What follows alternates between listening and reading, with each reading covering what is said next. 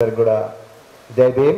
మిత్రులారా, చరిత్ర గతిని మార్చిన వ్యక్తులు ఎవరైతే ఉన్నారో, ఎవరి చరిత్రను మనకు తెలియకుండా చేశారో వాళ్ళందరి పరిణామక్రమం చూస్తే చాలా ఒక ప్రస్ఫుటంగా ఒక విషయం మనకేం గోచరిస్తుంది అంటే, వాళ్ళందరూ వాళ్ళ ఇల్లును వదిలేసి పక్కిళ్ళకు పోయినరు, వాళ్ళందరూ వాళ్ళ ఇల్లును వదిలేసి పంట పొలాలకు పోయినరు, కూలీలు బతికే ప్రాంతాలకు పోయినరు, మార్కెట్ యార్డ్లకు పోయినరు. ఎక్కడైతే అన్యాయం జరుగుతుందో, ఎక్కడైతే ఈ ప్రపంచం దేన్నైతే చూడాలని అనుకోదో, ఇప్పుడు మనం రెగ్యులర్గా కేటీఆర్ గారి ట్వీట్లు చూస్తుంటాం. కేటీఆర్ గారి ట్వీట్లో ఎంతసేపు దుర్గం చెరువు మీద బ్రిడ్జో, లేకపోతే ఆకాశ హర్మ్యాలు, ఇవాళ వారు ఆకాశ హర్మ్యాల గురించి అంటే మై హోమ్ టవర్స్ ఒక 40 కనిపి ఒక 6 టవర్స్ కనిపిస్తాయి. ఆ టవర్స్ గురించే మనకంతా ఈ ప్రపంచంలో ఈ ట్విట్టరు, ఫేస్బుక్ ఇవన్నీ వచ్చిన తర్వాత మనకు మొత్తం అందమైన ప్రపంచమే కనిపిస్తుంటుంది. కానీ ఈ 25 మంది కూడా అలాంటి ట్విట్టర్ ప్రపంచంలోకి వెళ్ళలే, అంటే మేక్ బిలీవ్ అందమైన ప్రపంచంలోకి వెళ్ళలేదు. వాళ్ళందరూ కూడా ఎవరైతే చూడకూడదు అనుకుంటారో, ఎవరైతే ఎక్కడైతే బాధ ఉంటుందో, ఎక్కడైతే వేదన ఉంటుందో అలాంటి ప్రపంచంలోకి వాళ్ళన పోయినరు, లేకపోతే వాళ్ళ తల్లిదండ్రులను తీసుకుపోయినరు, లేకపోతే వాళ్ళ టీచర్లు వాళ్ళకు ఆ ప్రపంచాన్ని పరిచయం చేయించారు. మీరు గౌతమ బుద్ధుడి నుంచి చూస్తే మహనీయుడు కాన్శీరాం దాకా, అది మొట్టమొదటి పాయింట్. ఇక్కడున్న సభికులందరూ కూడా దయచేసి ఆలోచించాల్సిన అవసరం ఉంది. మీరు ఇళ్ళకి పోయిన తర్వాత మీ పిల్లలతో, మీరు తల్లిదండ్రులు అయితే మీ పిల్లలకు ఇలాంటి ఒక alternate real world which current world, current rulers, current rich people do not want to show. Everybody wants to show only the beautiful things to the people, but these people realize that the real world is somewhere else, which no one wants to see and no ruler wants to show. So అందుకొరకే అలాంటి ప్రపంచంలోకి 25 మంది పోయినరు. కాబట్టి ఈరోజు వాళ్ళందరి గురించి గవర్రాజు గారు ఒక పుస్తకం రాసింది. అది మొట్టమొదటి. రెండవది, these people have been critical thinkers. వీళ్ళ క్రిటికల్ థింకింగ్ చేసినప్పుడు వాళ్ళ కుటుంబాలు కావచ్చు, లేకపోతే వాళ్ళ చుట్టూ ఉండే సమాజం కావచ్చు, వీళ్ళని ఎంకరేజ్ చేసింది. అంతే తప్ప మీరు అయ్యంకాళి పోరాటం చూస్తే కానీ, లేకపోతే మీకు బసవేశ్వరుడి ఆల్టర్నేట్ థింకింగ్ ఆ పోరాటం చూస్తే కానీ, గౌతమ బుద్ధుడి గారి గురించి, తర్వాత అదేవిధంగా మహనీయుడు కాన్శీరాం కానీ, బాబాసాహెబ్ అంబేద్కర్ గురించి ఇంకా చెప్పనవసరం లేదు. సో ఇలాగా ఈ 25 మంది కూడా they have been critical thinkers. నిజాన్ని వాళ్ళు ఆ విధంగా అట్లా చూసిన దాన్ని వదిలేయలేదు. They started thinking about it. Okay, so this is the second lesson I thought we all should learn from these great people. Okay, so third thing, అన్నిటికన్నా important, వీళ్ళందరూ కూడా విద్య చుట్టే తిరిగిండ్రండి. చాలా మంది కూడా విద్య విద్య విద్య విద్య విద్య విద్య మీరు మెజారిటీ ఆఫ్ ద పీపుల్ విద్య విద్య విద్య విద్య. ఇంకొకటి ఏంటంటే, విద్య చుట్టూ తిరగడమే కాకుండా ఇంకొకటి బాగా ఆలోచించండి, వీళ్ళు రాజ్యం నుండి పెద్దగా సపోర్ట్ కొరలేదు. వీళ్ళెవరు కూడా రాజ్యం నుంచి అరే రాజ్యం చేస్తేనే, అయ్యో ముఖ్యమంత్రి చేస్తేనే, ప్రధానమంత్రి చేస్తేనే చేయాలి, లేకపోతే రాజు చెప్తేనే చేయాలి అని చూడలేదు. వీళ్ళకు తోచినంత కాడుకు ఒక గోడనే బ్లాక్ బోర్డ్గా చేసుకున్నారు, పలక వేసుకున్నారు. సావిత్రిబాయి పూలు అయితే మళ్ళీ ఎట్లయినా పేడ వేస్తారని చెప్పి ఒక డ్రెస్సు లోపల పెట్టుకొని పోయేది. సో ఆ విధంగా ఫాతిమా షేక్, వీళ్ళందరూ కూడా, సాహు మహారాజు గారి చరిత్ర నేను చదివిన, సాహు మహారాజ్ ఎవల్యూషన్ అంతా కూడా, అంటే this is a very very, అంటే ఇదంతా కూడా అనుభవాలతో వచ్చిన ఎవల్యూషన్. వీళ్ళందరూ కూడా విద్య చుట్టూ తిరగడమే కాకుండా ఇనిషియేటివ్, సెల్ఫ్ ఇనిషియేటివ్, అంటే చొరవ ఉన్నవాళ్ళు. ఒకరి ప్రభుత్వం చేస్తేనే చేస్తా, నేను ప్రభుత్వం చేయకపోతే చేయను, ప్రభుత్వంలో గొప్పగా టీచర్గా పనిచేస్తా, లేకపోతే గొప్పగా ఒక సెక్రటరీగా పనిచేస్తా, లేకపోతే ఒక హెడ్ ఆఫ్ ద డిపార్ట్మెంట్ పనిచేస్తా, ఒక హెడ్ మాస్టర్గా పనిచేస్తా అని చూడలే. వాళ్ళే వాళ్ళ గుడిసెలను స్కూల్గా పెట్టుకున్నారు, ఒక 10 మందిని మొబిలైజ్ చేసిండ్రు, వాళ్ళతోనే వీళ్ళందరూ కూడా చేయగలిగింది. ఈరోజు మనందరిలో ల్యాకింగ్ ఏంటంటే, మనం అమాయకంగా ప్రభుత్వం వైపు చూస్తున్నాం. ప్రభుత్వం వైపు చూడాలి, కరెక్ట్, కానీ ప్రభుత్వాల మీదనే పూర్తిగా ఆధారపడితే ఏ దేశం కూడా పూర్తిగా ముందరికి పోదు. ప్రభుత్వం అనేది కొంతవరకే పనిచేస్తుంది, బట్ నిజంగా రావాల్సింది ఈ కమ్యూనిటీ నుంచే రావాలి. బుద్ధుని చూడండి, ఎక్కడ పడితే అక్కడ సంఘాలు సంఘాలు సంఘాలు. ఈ సంఘాలే ఈ తర్కము, డిబేట్, నిజాన్ని శోధించి చివరి దాకా ఇటరేట్ చేసి అసలు నిజమేందో అది కూడా అప్పటి కూడా మీరు ఒప్పుకోకపోతే మీరు వేరే వాళ్ళ దగ్గర పోవచ్చు అనే ఒక అంటే ఏమంటారు ఒక అడాసిటీ గౌతమ బుద్ధుడికి ఉందంటే మీరు చూడండి ఎంత గ్రేట్ స్ట్రక్చర్స్ గౌతమ బుద్ధుడు నిర్మించగలిగిండో. మరి వారు పోయి 2000 సంవత్సరాల తర్వాత కూడా మనం ఈరోజు మరి వారి గురించి చర్చించుకుంటామంటే ఇంత గొప్ప సాఫ్ట్వేర్ అనేది ఈ ప్రపంచానికి గౌతమ బుద్ధుడు ఇచ్చిన చూడాలి మనం. అందుకొరకే మనం ఈరోజు కేవలం ప్రభుత్వం వైపు చూస్తే మాత్రం కాదు, పాలకులు ఎప్పుడు కూడా పామరులు అంటే పేద ప్రజలు, వాళ్ళకు ఓట్లేసిన ప్రజలు, వాళ్ళ ఏ ప్రజల నుంచి అయితే లెజిటిమసీ తీసుకుంటారో వాళ్ళు ఎప్పుడు కూడా చదువుకొని వాళ్ళు మమ్మల్ని ప్రశ్నించాలని ఎవరు కూడా అనుకోరు. No, it's not possible. ఈరోజు అనుకోరు అంటే మరి చప్పట్లు కొట్టకూడదు, సిగ్గుతో తల వంచుకోవాలి అట్లాంటి పాలకులు ఎన్నుకుంటున్నందుకు. So sorry to say this. ఈరోజు తెలంగాణ ప్రభుత్వం తీసుకోండి, తెలంగాణ ప్రభుత్వంలో ముఖ్యమంత్రి గారు ఎన్నిసార్లు యూనివర్సిటీలకు వచ్చిండ్రు? సుదర్శన్ గారు మీ కాలేజీకి ఎప్పుడైనా వచ్చిందండి? మీ క్లాస్ రూమ్లో ఎప్పుడైనా కూర్చున్నారా? విద్యాశాఖ మంత్రి గారు మీ క్లాస్ రూమ్లో ఎప్పుడైనా కూర్చున్నారా? విద్యాశాఖ మంత్రి గారు ఏదైనా స్కూళ్ళలో పోయి పంతులమ్మనో పాఠం చెప్తుంటే కూర్చొని బాబు ఇట్లా చెప్తున్నామని చూసిండా? ఎన్ని స్కూల్స్ రిపేర్ చేసినాం, అసలు స్కూళ్ళల్లో పిల్లలు ఏం నేర్చుకుంటున్నారు, వాళ్ళు నేర్చుకుంటున్నది వారు నిజంగా పనికి వస్తుందా లేదా అని చూసినావా? మరి విద్య లేకుండా మనం ఏం చేసినట్టు? విద్య లేకుండా మనం ఈ ట్వీట్లు ఇవన్నీ కాళేశ్వరము ఆ ప్రాజెక్టు ఈ ప్రాజెక్టు అవన్నీ విద్య లేకుండా ఈ ప్రాజెక్టులను ఎందుకు పనికి వస్తాయి? నేను బీఎస్పీలో జాయిన్ అయిన తర్వాత ఇంతకుముందు మహనీయుల గురించి చాలామంది వక్తలు ఇక్కడ చెప్పారు, కాన్స్టాంగ్ గారి గురించి చెప్పారు. నేను రిజైన్ చేసినప్పుడే నా రిజిగ్నేషన్ పత్రంలో నేను మహాత్మా జ్యోతిరావు పూలే, బాబాసాహెబ్ అంబేద్కర్, తర్వాత కాన్షీరామ్ గారి బాటలోనే నడవడానికి ప్రయత్నం చేస్తా అని చెప్పి డిక్లేర్ చేసి నేను ఆ బాటలోనే అమ్ముడు కొట్టకుండా రేటు పెట్టుకోకుండా నేను మాత్రం వాళ్ళ బాటలో పోవడానికి ప్రయత్నం చేస్తున్నా.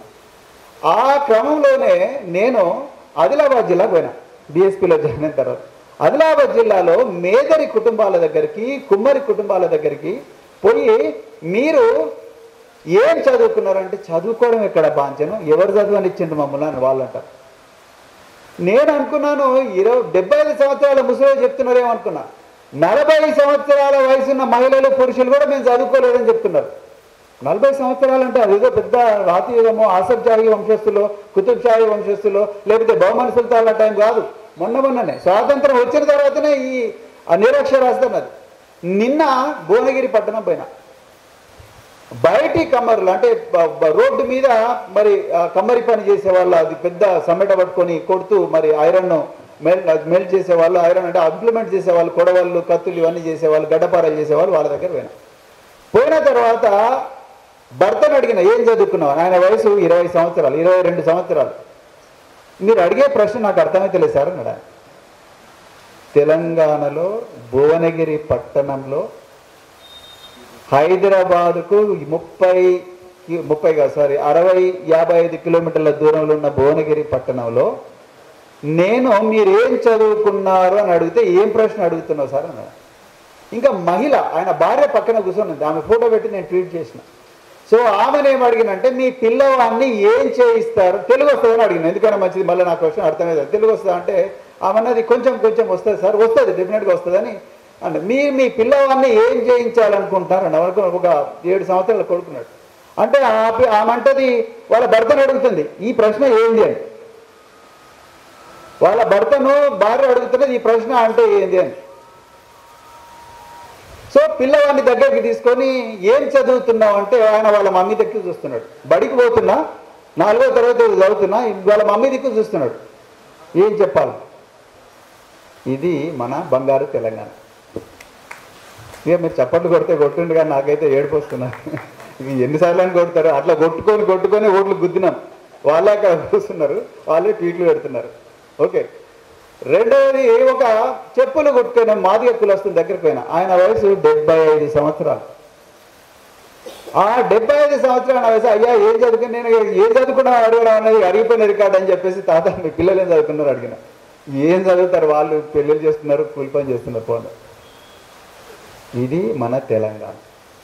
నేను సోషల్ వెల్ఫేర్ సెక్రటరీగా రిజైన్ చేయడానికి ఒక 15 రోజుల ముందర కార్పొరేట్ సోషల్ రెస్పాన్సిబిలిటీ కింద అందరికీ ల్యాప్టాప్స్ ఇస్తున్నాం. పిల్లలకే ఇస్తే బాగుండదు, తల్లిదండ్రులు సంబరపడతారని చెప్పి తల్లిదండ్రులు కూడా రమ్మన్నాం. జహీరాబాద్ నుంచి తల్లి వచ్చింది.